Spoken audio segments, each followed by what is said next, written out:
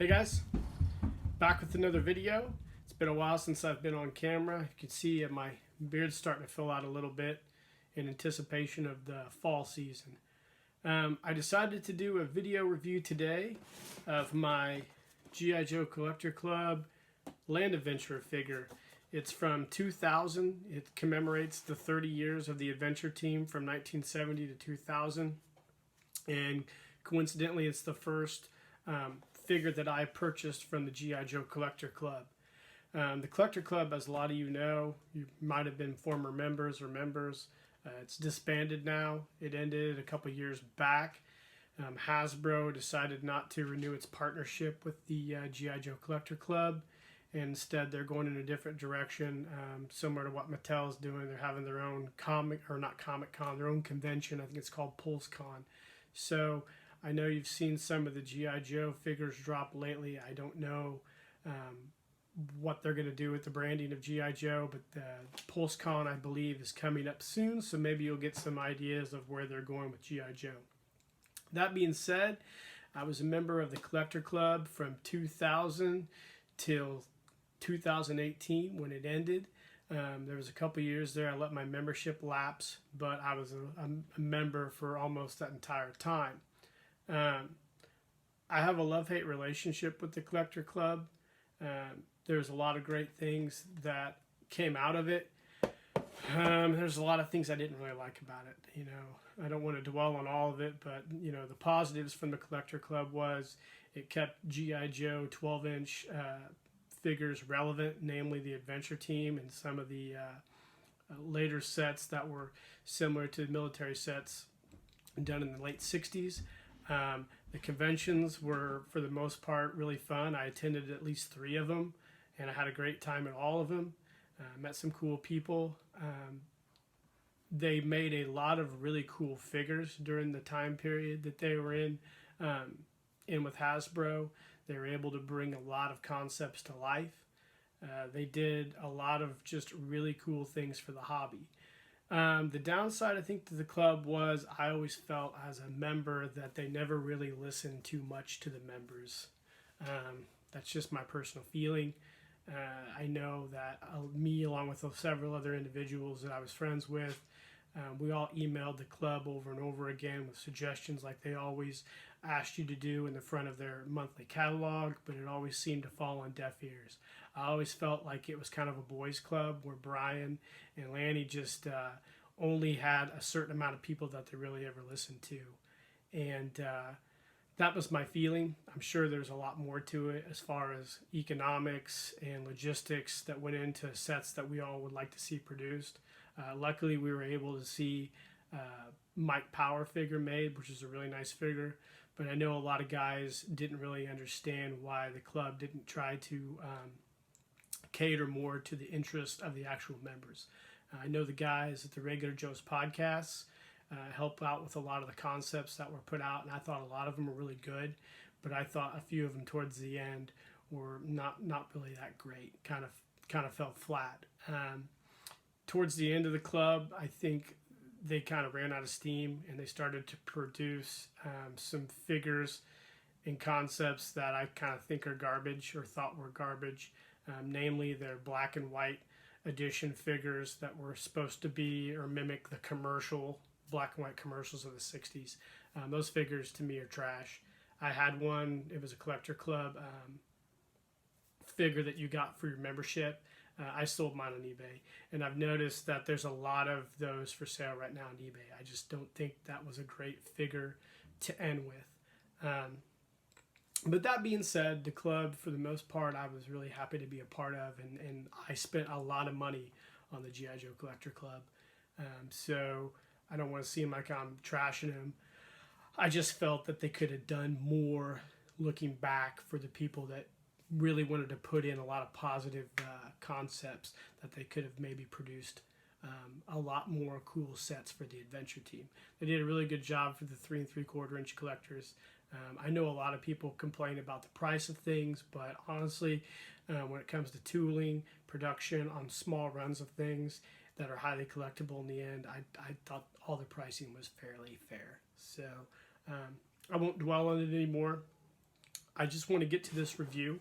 I'm pretty excited to do this.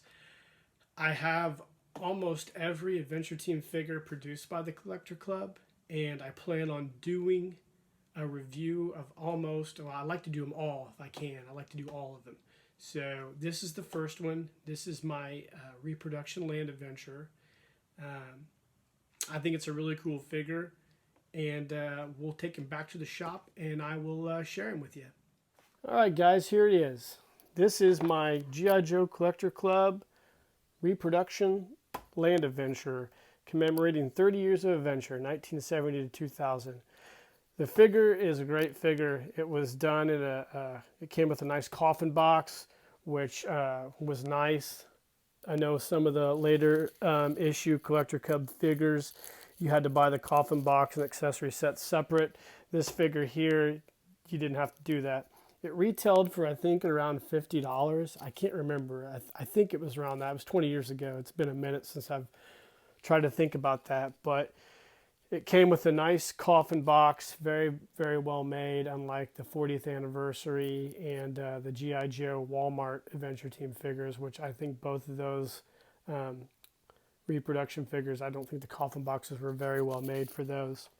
The coffin box itself, like with all the Collector Club boxes, had previous convention sets, so it was a nice advertising for the stuff that they had made. You could, when you got the Collector Club newsletter, you were able to go back and buy older sets, and there was a page in the back that had all those for sale. So the boxes always showed what they had already produced. The box is a nice reproduction of the iconic G.I. Joe Land Adventure, which is probably one of my favorite Adventure Team members. Let's open him up here. Take a look what's inside. Here's our Land Adventure. We'll go over the contents of the box. The box came with a nice little message from the G.I. Joe Collector Club, which is a nice add-on. Came with a nice reproduction, how to remove your boots, which all the vintage figures came with these directions. Apparently it was hard to remove boots back then. Came with this nice collector pin, which is common with almost all the G.I. Joe Collector Club deluxe sets. They always came with these nice pins. This is no different. Great pin, still have it in the plastic. And then finally, it came with this nice pamphlet. Kind of just gave you a history of the Adventure Team and the Land Adventure and how all this came to be. This is a nice little addition to have in your box. On the back, it had the 30 Years of Adventure print, which I was lucky enough to get this print.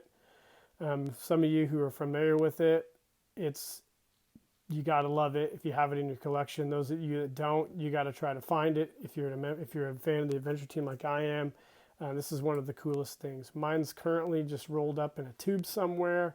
I would love to get it framed at some point and be able to display it. But this print's great. But the figure came with these nice little add-ons, just real simple things to give them a little bit of a touch of class, I guess, if you will. The figure itself, I believe,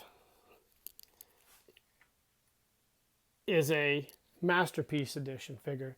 Now, of all the reproductions that Hasbro did back in the early parts of 2000s, they had the Masterpiece Edition, the Timeless Collection, and the 40th Anniversary figures. The 40th Anniversary figures were probably the weakest of the reproduction lines, and the Masterpiece Editions were probably the best, and the Timeless Collections were actually pretty good too.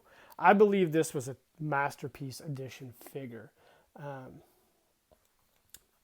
As you can see, the figure has a nice dog tag, a metal one with the 30th anniversary stamp in the back.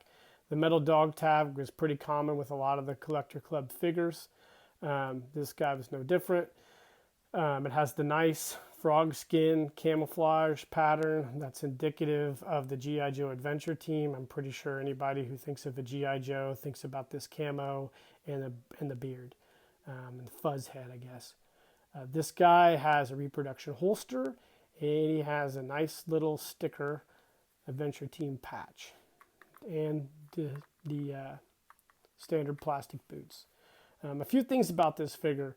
Obviously, I think it was a Masterpiece Edition figure with the flocking on it. I'm not really sure. I'd have to ask Brian at the Collector Club what molds they use, but I'm pretty sure it's a Masterpiece Edition figure.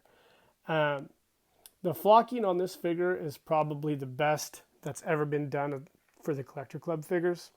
I don't think anything after this was as good as this one.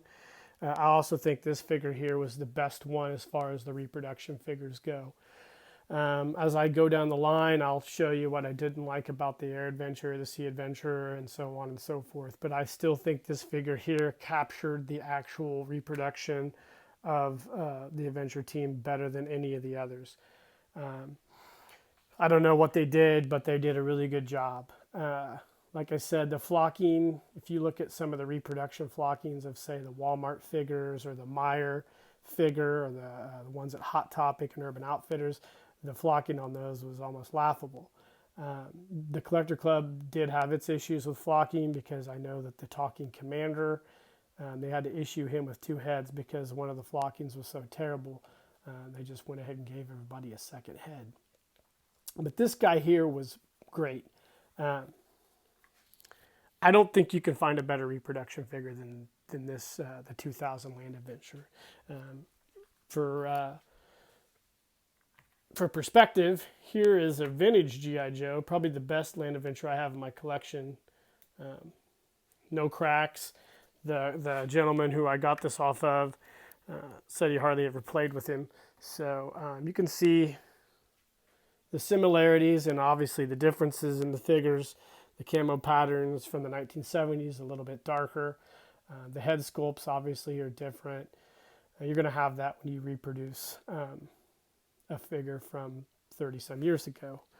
But that being said, the 2000 G.I. Joe Land Adventure was the reason I got into the G.I. Joe Collector Club. I saw the ad for it in Master Collector magazine, decided to sign up, and I purchased him, and I rode that subscription out for a year thinking that there wasn't going to be any more figures like this.